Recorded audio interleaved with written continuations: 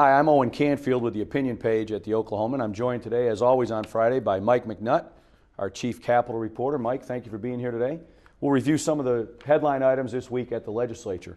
One that was big news, of course, was the release of the audit into the Department of Human Services and the House Republicans' response and what they hope to do about it. If you would kind of capsulize for us what went on there this week. Well, basically, we all know about the problems with the Department of Human Services, mainly in the children care division. Right.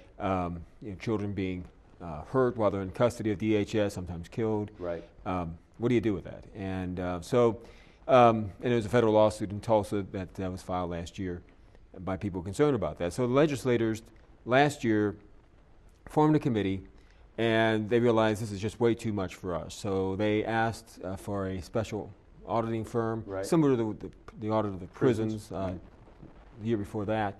So for $400,000, they hired a firm which specializes in looking at state agencies, especially children's agencies, and seeing what can be done.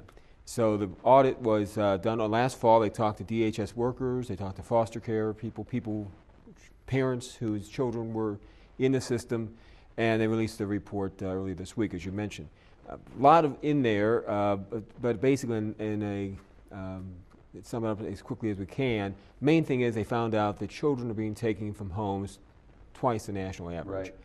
And 20% of the children being taken from home are put back in their homes within 1 week. Right. So Senator Ron Peters from Tulsa, who headed up the committee, said that something's not quite right. If you're taking a child out and you're putting him back in that home in less than a week, why disrupt the child's life? Sure. And so they're looking at that. They're also in Oklahoma and Tulsa counties, there are shelters set up for these children in what's called standing orders, in which police officers or any law enforcement officer which gets a call to domestic situation. Right. There's a child involved. They have the authority to take that child from the home and put them in a shelter for safekeeping. Right, until the issue is resolved. Until the issue is resolved.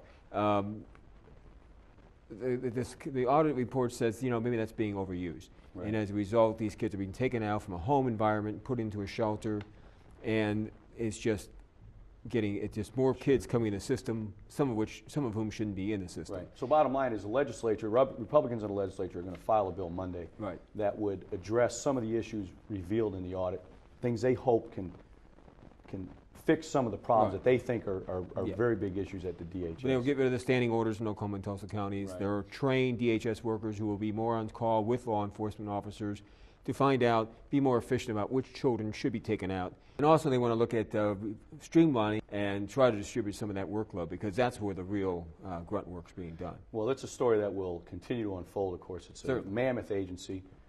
It won't get fixed away. But one thing that the legislators wanted to make clear that what the audits show was that it's really hard to blame any one entity. DHS, you have law enforcement, you have DAs.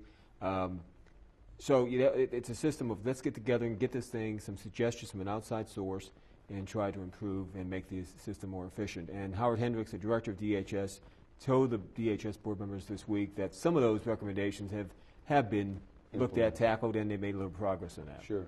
Another issue this week just happened Thursday, a bill that would reform the medical examiner's office, passed out of committee. This is another leadership issue. Republican leaders want to see changes made in the medical examiner's office. It's been kind of an ongoing thing for the last couple of years. It looks like that's probably going to end up happening.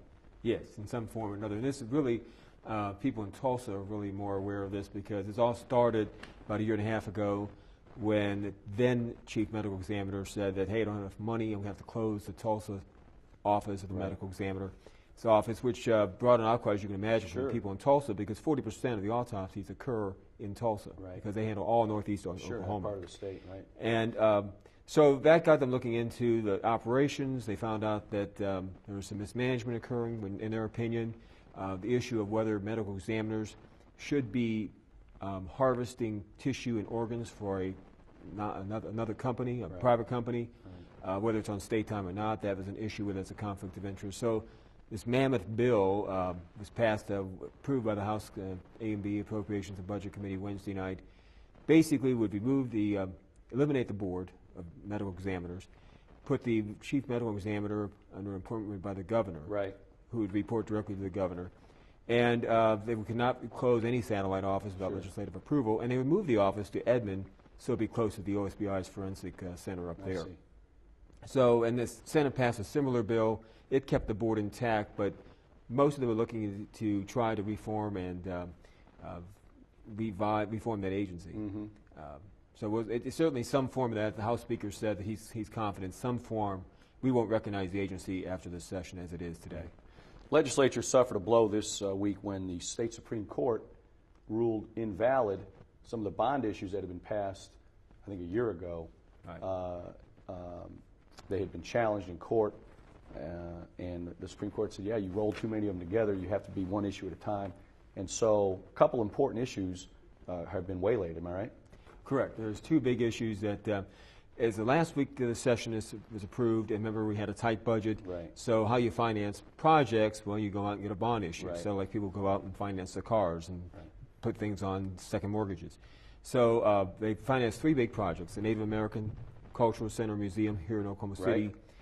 That bond issue's already been sold. Right, that's all set. And the Supreme Court said this doesn't involve that at all. Right. So that $25 million for that project is okay. Then the second project was the Conservation Commission had a number of flood control dams and Right. spillways they wanted to repair. Remember all the floods when Hurricane Sure. Katrina and Aaron that came through, a couple Sure. of the flood rescues in Kingfisher. Then they also want to look at all the Kingfisher flooding that occurs. And that was so $25 million for $25 that. million as well as that. That was approved by all the agencies coming up to it. They were ready to seek bids for the bonds, and then a lawsuit challenging the bill that Right. put all three. The third project has not been sold for bonds yet, another $25 million bond issue. That's for Tulsa. They want to develop a River Parkway Right. situation over there, mainly for the Arkansas River to make it more attractive, sort of Right. like a natural brick town. Right. Well, I know it's disappointing, of course, to the two groups that most wanted those things to get passed Right. because they're important issues, and this is not the first time that bond issue items have been challenged and then defeated in court. Right. So, well, this is this issue the Supreme Court has addressed 3 times now in less than 2 years, where you put more than one issue, what they call log rolling, Right. into one bill. Right. And in fact, Jerry Fent, the attorney, Right. filed all three All of those three, suits right. and won all three. The governor and others thought, in this particular issue, yes, there's 3 different projects, but it's all capital improvements, and all are under the Capital Improvement Authority's Right. authority. Right. So it's one big project. Supreme Court didn't see it that way. The easiest thing to do, I mean, the state can ask for a rehearing. They can go to the U.S. Supreme Court. That takes time and money. The easiest thing the legislature could do is just file 2 separate bills, one right. for the conservation dam projects and one for the Tulsa project. Right. And they have shell bills ready to do that. Right. It's just whether leadership wants to, how they want to go about that. Sure. Last thing, this was the last week for bills to make it out of the House Yes. Committee of Origin, for House bills to make it out of House committees. A couple died, a couple of gun bills that we've written about extensively in the paper. Workers' comp reform, an effort to reform that system will not happen this session. Yeah, at the least. total workers' comp Right, reform. a complete overhaul, right? And then there were some odd bills, like one that would require fluorescent light license plates for DUI, multiple DUI offenders and everything. So, as you know, though, nothing's ever dead on either side. They're dead for now. I'm sure some of these may find another life at some point down the road. Sure. Are there any bills out there you think that the public ought to keep an eye on that has caught your fancy here in the next several weeks? Well, of course, next week, all this action now goes to in the House. It'll all go to the House floor. Right. Lawsuit reform will come up probably next week. Big issue, which we're seeing that on 2 different tacks. There's an effort to get this legislatively changed with the governor to sign it into Right. law. If that doesn't work, the Republicans have made this one of the big items. They also have a couple of referendums in which Would go the to the vote voters of the people. go directly to the voters. Right. Not complete total reform as the legislative bill that we go to the governor, but there's little items here and there Right. that would reform the way lawyers are compensated. Right. So it's going to be a big issue. At the first, people don't really, tort reform doesn't sound very exciting, but certainly anybody who's been involved in an accident or hurt at the job or suffered some type of personal injury, who work for an insurance company or doctors, I mean, it's a big issue. Sure. How lawyers should be compensated and whether there is, someone said, jackpot justice. Mm-hmm. Well, learn more about these issues each day in the news and opinion pages of the Oklahoman and of course right here at News OK TV.